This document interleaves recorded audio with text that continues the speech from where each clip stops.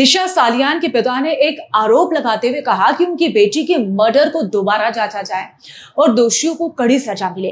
आपको बता दें कि शिवसेना यूबीटी विधायक आदित्य ठाकरे, अभिनेता ढिनू मोरिया, सूरज पंचोली और उनके अंगरक्षक परमवीर सिंह, सचिन वाजे और अभिनेत्री रिया चक्रवर्ती के नाम शामिल है। नमस्कार, जी भारत का डिजिटल प्लेटफॉर्म देख रहे हैं आप और मैं हूं आपके साथ मनीषा पाटीदार। सीबीआई ने सुशांत सिंह राजपूत की मौत के मामले में अपनी जांच रिपोर्ट में क्लोजर रिपोर्ट माननीय अदालत को सौंप दी है और इस रिपोर्ट ने अब हलचल इसलिए भी पैदा करती है क्योंकि इसमें सुशांत ने आत्महत्या की है और हत्या का कोई भी सबूत नहीं मिला है जैसी बात कही गई और आरोपियों के खिलाफ कुछ भी ऐसा मिला नहीं। ऐसे में रिपोर्ट संदिग्ध मानी जा रही है और विवाद के दायरे में आ गई है क्योंकि सुशांत की मौत से कुछ दिन पहले ही उनके पूर्व मैनेजर दिशा सालियान की जो एक सेलिब्रिटी थी और उनकी भी संदिग्ध हालत में मौत हो गई और अब दोनों की मौतों का आपस में कनेक्शन है, ऐसी बातें भी कही जा रही थी। तो अब जब तक सीबीआई की क्लोजर रिपोर्ट आ गई है तो अब दोनों ही केस फिर से चर्चा का विषय बन गए हैं। रिपोर्ट की जानकारी आते ही लोगों को ऐसा भी लग रहा है कि आरोपी निर्दोष साबित हो गए हैं और उन्हें न्यायालय ने मुक्त कर दिया। यहाँ तक कि अभिनेत्री दिया मिर्जा ने तो मीडिया को भी आड़े हाथों ले लिया, रिया चक्रवर्ती से माफी मांगे, परंतु अभी ऐसा हुआ नहीं क्योंकि दिशा सालियान के पिता ने पुलिस के समक्ष एक शिकायत दर्ज करवाई है जिसमें उन्होंने दिशा सालियान के केस की दोबारा से जांच हो और शिवसेना यूबीटी के नेता आदित्य ठाकरे से पूछताछ की मांग की हो। साथ ही आरोपियों के इस केस के संबंध की जांच भी कहा और इसी के बीच दिशा सालियान के पिता ने कुछ सवालों के जवाब भी मांगे जो बहुत ही अहम हैं।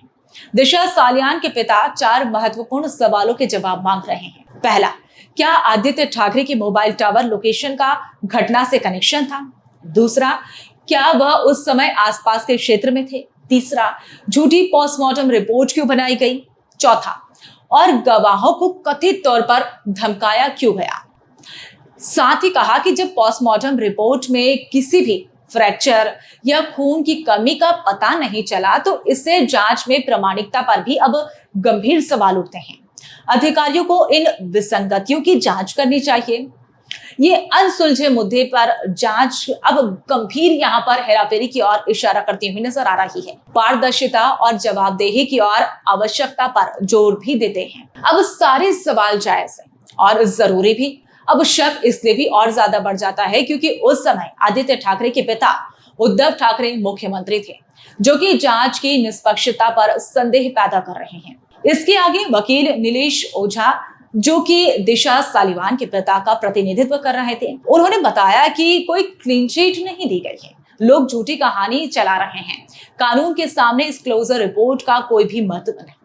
क्लोजर रिपोर्ट के बाद भी अदालत हत्या के मामले का संज्ञान लेती है और गिरफ्तारी वारंट या आगे के जांच के लिए आदेश जारी कर सकती है, ठीक वैसे ही जैसे आरुषि तलवार के मामले में हुआ था। तो अब इससे तो यही लगता है कि मामला भी खत्म नहीं हुआ है।